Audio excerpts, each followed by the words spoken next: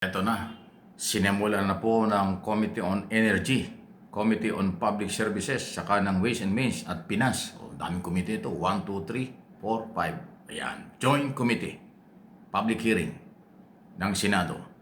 Ang isa ho sa mahalaga at pinag-uusapan ngayon, inaabangan na magkakaroon pa ng katuparan, mawala ang system loss dahil kasama sa SONA ng ating Pangulo na ito raw ang isa sa mga dapat mawala dahil kawawa ang mga consumer na Pilipino. Pakinggan natin ang unang statement ng Chairman, Senador Erwin Tulfo. Government agencies in the Manila Electric Company.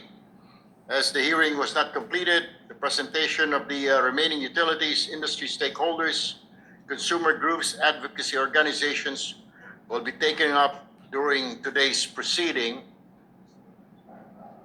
Narinig naman po natin sa SONA po ng Pangulo at isa sa mga prioridad na ikinasa sa lalong madaling panahon ang pagtanggal o pagbaba sa systems loss na sinisingil sa ating mga consumers.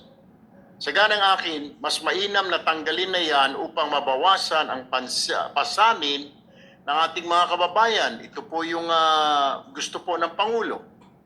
But I also understand that this has repercussions not only to government revenue, but also to the power industry as a whole. I'd also like to acknowledge the presence of Senator Risa Ontiveros. Morning, Chair. Good morning. Today's hearing provides an opportunity to further examine the proposed measures, receive the views and recommendation of the stakeholders, and clarify issues that may assist the committee on crafting responsive and effective legislative reforms. With that, may I ask my fellow senators if they have any statement to Yeah. deliver? Senator JB. Ayan o, maganda, mabuti marinig mga Yes, senador. thank you, Mr. Ito Chair. si Good JB, morning yes, to my ito. colleagues, Senator Tiberos, our chair, Senator Erwin Tulfo. First of all, I'd like to thank the chair for again calling this, for continuing the hearing on the amendments to the EPIRA. And EPIRA, no? just the same also, just like to commend our colleague for including right away in this morning's hearing the bills on because of his privileged speech as in connection with the President's State of the Nation address regarding the systems loss ay naisama na rin po ang agenda ngayong umaga. No? Bilang pagtugon doon sa nakarang State of the Nation address si Pangulong Bongbong Marcos, malinaw po ang kanyang naging mensahe at kagustuhan na mababa ang presyo ng kuryente para sa bawat pamilyang Pilipino. Ilan sa kanyang mga binanggit na polisiya, gaya na nabanggit ng ating chair, ay ang pagtanggal ng systems loss at VAT sa bill ng ating kuryente. Buong suporta po ang inyong lingkod sa panawagang ito. As members of the Senate, we commit to do our part in realizing this objective through the laws that we're about to pass through this committee. Bilang tugon sa panawagan ng Pangulo, agad po nating file ang dalawang panukalang batas, Senate Bill number 2342, na naglalaing tuluyan ng alisin ang recoverable systems loss, at Senate Bill number 2343 na magtatanggal naman sa pinapataw ng VAT sa electric bill. According to the Department of Energy, electricity bills could fall by 5 to 10% if system losses are taken out of the equation. At present, system loss caps set by the Energy Regulation Commission are at 5.5% for private distribution utilities and 8.25% for electric cooperatives. Ang argumento na kailangan laging ipasa sa consumers ang lahat ng gastos ay hindi na bago. Mula pa noong mga lumang power supply at power purchase agreements na pinasok ng gobyerno upang tugunan ang krisis sa kuryente noong early 1990s, Mr. Chair, naalala ko po yun.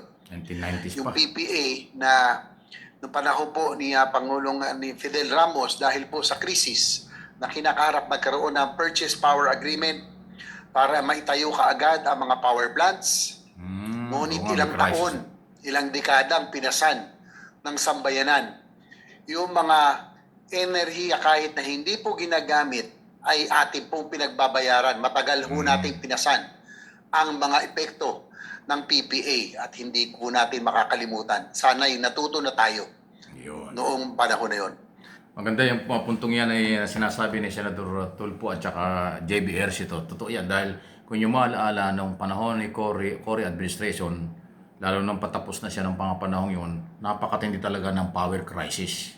Na yun ang namana ng pag-upo ni dating Pangulong Ramos, President Ramos, di ba? Merong crisis, ayan, tinayo nga po yung mga solusyon yan na kailangan. Pero pagkatapos nun, nawala na yung crisis sa power, hindi naman binago yung mga policy at saka yung batas. Kaya hanggang ngayon, ramdam natin ang masamang epekto. Noon kasi merong emergency crisis ng power. Ngayon man wala na, kaya dapat ayusin. Walang ginawa po yung mga nakaraan, yung mga sumunod sa kanyang presidente, tinulugan yan eh. Ngayon, sa panahon ni Pangulong Marcos, nakita niya, hindi na kailangan niya, kaya kailangan baguhin. IPIRA law, dapat amyendahan, value added tax, sa elektrisidad, tatanggalin din. So, ayun po ang mga pinag-uusapan. Salamat dito sa mga senador dahil mabilis silang umaksyon. At maraming komite yung tatlo yata o apat na komite. Ilang komite ba yun? Committee on Energy, Public Services, Ways and Means, at saka Finance. Mahalaga po yun. Ibig sabihin yung mga komiting nabanggit, magtutulong-tulong sila para balangkasin kung paano baguhin ang sistema. Baguhin yung IPIRA law. At kung paano ang epekto nito sa consumer at saka mga negosyante, power producer. Ano naman ang epekto sa magiging income ng gobyerno pag nawala yung value added tax. Diba? Yan po yung dalawang puntong nilabas ng Pangulo sa kanyang State of the Nation address. Mabilis ang aksyon ng ating Senado. Isipin mo, nung Monday lang nagsona. Tapos, kagad-agad tinatalakay na nila. May pag-asa. Actually, sa Kongreso, ganyan din po. Meron din mga proposed bill na nabanggit ko na rin dati na naka-file dyan para amyendahan yung IPIRA law. Pero hindi nga natuloy-tuloy. Kasi nga marami naglalabi dyan. Pinipigilan yung pagbabago ng batas na yan kasi mga negosyante ho nasa likod niya ng nagpapatakbo ng yung power industry. So, dahil utos ng Pangulo, kailangan galawin nila. Diyan natin makita yung majority group na sumusuporta sa Executive Department mula sa Kongreso at Senado. Dahil pag hiniling ng Pangulo, ng punong ehekutibo, ng Presidente ang ganyang mga proposed bill, yan ay binibigyan ng priority.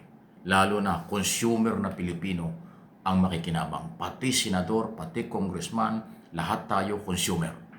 Kahit yung mga empleyado ng Meralco at mga empleyado ng mga power producer, consumer din sila. Yun ang importante. Baka akala nyo, hindi kayo consumer. Lahat tayo, biktima niya. Kaya dapat panahon na nga. Alisin na yan.